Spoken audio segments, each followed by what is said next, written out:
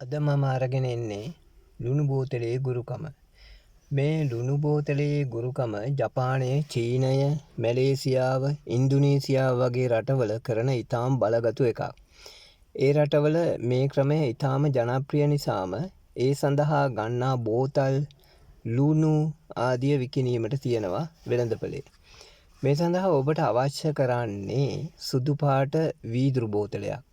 මේ සඳහා ජෑම් බෝතලයක් හෝ සුදු පාට වීදුරුවක් වුණත් යොදා ගන්න පුළුවන්. ඔබ මේ සඳහා ගන්නා බෝතලය හෝ වීදුරුව මුලින්ම ඊටාම හොඳින් පිරිසිදු කරගන්න. ලුණු කැට හෝ ලුණු කුඩු අලුතින්ම මිලදී ගත් එකක් නම් වඩාත්ම හොඳයි. දැන් කොළ දෙකක් අරගන්න. නිල් පාටින් ලියවෙන පෑනක් අරගෙන ඔබේ අවශ්‍යතාවය සහ ඒ සඳහා අවශ්‍ය මුදල ලියන්න. මේක කොළ දෙකක ඉස්පිල්ලක් පාපිල්ලක්වත් වෙනස් නොකර එකම විදිහට කොළ දෙකේම ලියාගන්න. ඊට පස්සේ එක කොළයක් අරගෙන ඔයා නිදාගන්න කොට්ටේ යටින් හරි කොට්ටේ උරේ ආසේ හරි තියන්න. ඊළඟට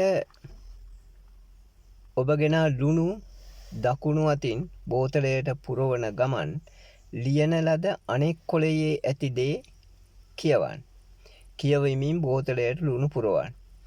බෝතලයේ ලුණු පිරවිය යුත්තේ භාගයට ටිකක් වැඩි වෙන තරමට.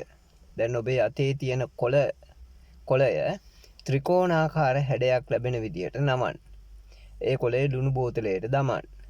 දැන් ලුණු බෝතලේ ඔබ නිදා ගන්න ඇඳයට හෝ ඉහ ඉද්දර පැත්තෙන් හෝ ඊශාන දිශාවට හැරෙන විදිහට තියන්න. එහෙම නැත්නම් ගෙදර ඕනෑම ස්ථානයක තියන්න පුළුවන්. දැන් මේ ලුණු බෝතලේ දින 21ක් යනතුරු වෙනත් තැන් වලින් තියන්න යන්න එපා. තිබුණ තැන එහෙමම තියන්න. බෝතලේ මූඩිය වහන්නත් එපා.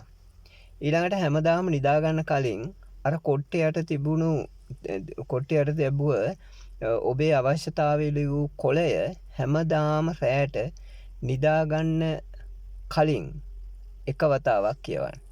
ඒ කියවන හැම වෙලාවෙම ඔබේ අවශ්‍යතාවය ඉටු වී ඇති බව සිතමින් කියවන්න.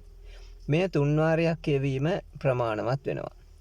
මේක දින 21ක් නොවරදවා කරන්න.